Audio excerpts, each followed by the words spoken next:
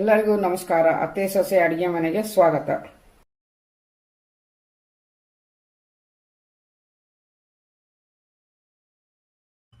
ಈ ವಿಡಿಯೋದಲ್ಲಿ ಮುಲ್ಲಂಗಿ ಸಾಂಬಾರು ಹೇಗೆ ಮಾಡೋದು ಅಂತ ತೋರಿಸ್ಕೊಡ್ತೀನಿ.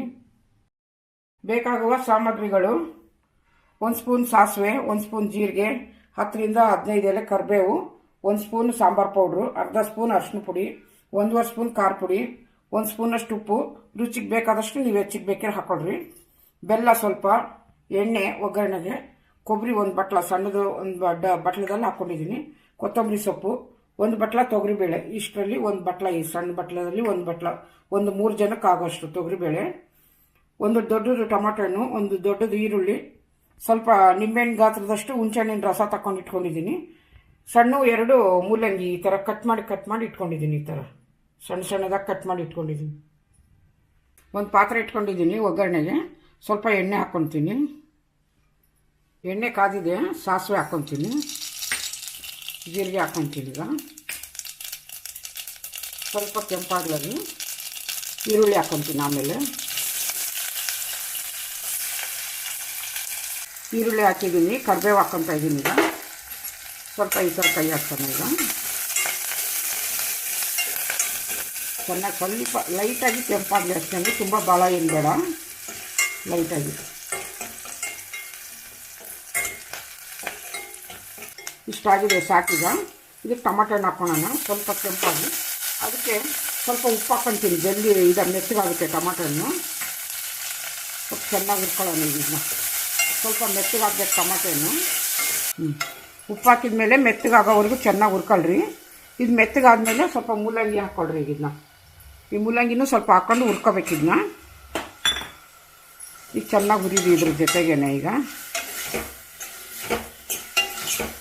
ಚೆನ್ನಾಗಿ ಈ ಥರ ಕೈ ಬಿಡಲಾರ್ದಂಗೆ ಕೈ ಆಡಿಸ್ರಿ ಚೆನ್ನಾಗಿ. ಸ್ವಲ್ಪ ಮೆತ್ತಗಾದ್ಮೇಲೆ ತೆಗೆದುಬಿಡೋಣ. ಅವಾಗ ಚೆನ್ನಾಗಿ ಕಲಿಸ್ಕೊಳ್ರಿ. ಹಿಂಗೆ ಎಣ್ಣೆ ಇರೋದ್ರಿಂದ ಮತ್ತು ಅದು ಟೊಮಾಟೊ ಹಣ್ಣಿನ ರಸ ಇರೋದ್ರಿಂದ ಸ್ವಲ್ಪ ಬೇಯುತ್ತೆ, ಅದು ಮೆತ್ತಗಾಗುತ್ತೆ.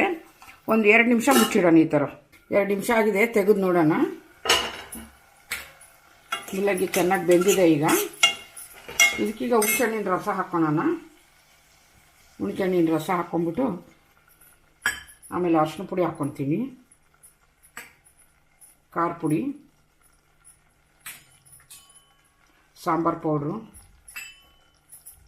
ಸ್ವಲ್ಪ ಬೆಲ್ಲ, ಇದೆಲ್ಲ ಹಾಕ್ಕೊಂಡು ಮಿಕ್ಸ್ ಮಾಡ್ಕೊತೀನಿ. ಸ್ವಲ್ಪ ಹುಣಸೆಹಣ್ಣಿನ ರಸದ ಜೊತೆಗೆ ಇದೆಲ್ಲ ಮಿಕ್ಸ್ ಆದಮೇಲೆ ನಾನು ಬೇಳೆ ಕುದಿಸಿಟ್ಕೊಂಡಿದ್ದೆ, ಅದನ್ನು ಈಗ ಹಾಕ್ತಾಯಿದ್ದೀನಿ. ಇದಕ್ಕೀಗ ತುಂಬ ಗಟ್ಟಿಗೂ ಅಲ್ಲ, ತುಂಬ ನೀರಿಗೂ ಅಲ್ಲ, ಮೀಡಿಯಮಾಗಿ ಮಾಡ್ಕೊಂಡಿದ್ದೀನಿ ನಾನು. ಈ ಥರ ಚೆನ್ನಾಗಿ ಮಿಕ್ಸ್ ಮಾಡಿಬಿಡೋಣ. ಇದನ್ನು ಸ್ವಲ್ಪ ಚೆನ್ನಾಗಿ ಕುದಿಸ್ಬೇಕಿದ್ನೀಗ. ಚೆನ್ನಾಗಿ ಕುದಿ ಬರೋವರೆಗೂ ಚೆನ್ನಾಗಿ ಕುದಿಸೋಣ. ಇದನ್ನ ಖಾರ ಮತ್ತು ಹಸಿ ವಾಸನೆ ಎಲ್ಲ ಹೋಗ್ಬೇಕು, ಅದು ಖಾರ ಪುಡಿದು, ಅಲ್ಲಿವರೆಗೂ ಚೆನ್ನಾಗಿ ಕುದಿಸೋಣ. ಇದನ್ನು ಮುಚ್ಚಿಟ್ಟಿರ್ತೀನಿ ನಾನು. 2 ನಿಮಿಷ ಕುದಿಯಾಕ್ಬಿಟ್ಟಿದೆ, ಚೆನ್ನಾಗಿ ಕುದೀತಾ ಇದೆ. ಈಗ ನೋಡೋಣ. ಈಗ ಇಷ್ಟಾಗಿದೆ. ಇದು ತುಂಬ ಗಟ್ಟಿನೂ ಅಲ್ಲ, ತುಂಬ ನೀರಿಗೂ ಅಲ್ಲ, ಮೀಡಿಯಮ್ಮಾಗಿ ಆಗಿದೆ, ಚೆನ್ನಾಗಾಗಿದೆ. ಈ ಥರ ನೋಡಿ, ಮೂಲಂಗಿ ಚೆನ್ನಾಗಿ ಬೆಂದಿರ್ಬೇಕು. ಈ ಥರ ಒಡೆದೋಗ್ಬೇಕದು ಬೆಂದಿಸ್ದಾಗ. ಈ ಥರ ಆದರೆ ಚೆನ್ನಾಗಿ ಬೆಂದಿರುತ್ತೆ, ಅದು ಮೆತ್ತಗಾಗಿರ್ತವೆ ಚೆನ್ನಾಗಿ. ಆವಾಗ ಈ ಟೈಮಲ್ಲಿ ಸ್ವಲ್ಪ ಕೊಬ್ಬರಿ ಹಾಕ್ಕೊಳ್ರಿ. ಇದಕ್ಕೆ ಸ್ವಲ್ಪ ಕೊತ್ತಂಬರಿ ಸೊಪ್ಪು. ನಿಮಗೆ ಬೇಕು ಅಂತಂದರೆ ಇನ್ನೂ ಸ್ವಲ್ಪ ನೀರು ಹಾಕ್ಕೋಬೋದು. ತುಂಬ ನೀರಿಗೆ ಹಾಕ್ಕೊಂಡ್ರೆ ಚೆನ್ನಾಗಿರಲ್ಲ, ಅದು ಮೀಡಿಯಮ್ಮಾಗಿ ಈ ಥರ ಇದ್ರೇ ಚೆನ್ನಾಗಿರುತ್ತೆ. ಇಷ್ಟ ಆದರೆ ಸಾರು ಆಯಿತು. ಇದು ಇಷ್ಟೇ ಗಟ್ಟಿ ನಾವು ಮಾಡಿರೋದು, ತುಂಬ ನೀರು ಅಲ್ಲ, ತುಂಬ ಗಟ್ಟಿ ಅಲ್ಲ, ಇಷ್ಟರಲ್ಲ ಇದೆ ಇದು. ಮುಲ್ಲಂಗಿ ಸಾಂಬಾರು ರೆಡಿ ಇದೆ. ಬಿಸಿ ರೊಟ್ಟಿ ಜೊತೆಗೆ, ಬಿಸಿ ಅನ್ನದ ಜೊತೆಗೆ ಹಾಕೊಂಡು ತಿನ್ನೋಕ್ಕೆ ಚೆನ್ನಾಗಿರುತ್ತೆ. ನೀವು ಮನೇಲಿ ಮಾಡ್ಕೊಳ್ಳಿ. ಈ ವಿಡಿಯೋ ಇಷ್ಟ ಆದಲ್ಲಿ ಲೈಕ್ ಮಾಡಿ, ಶೇರ್ ಮಾಡಿ, ಸಬ್ಸ್ಕ್ರೈಬ್ ಮಾಡಿ.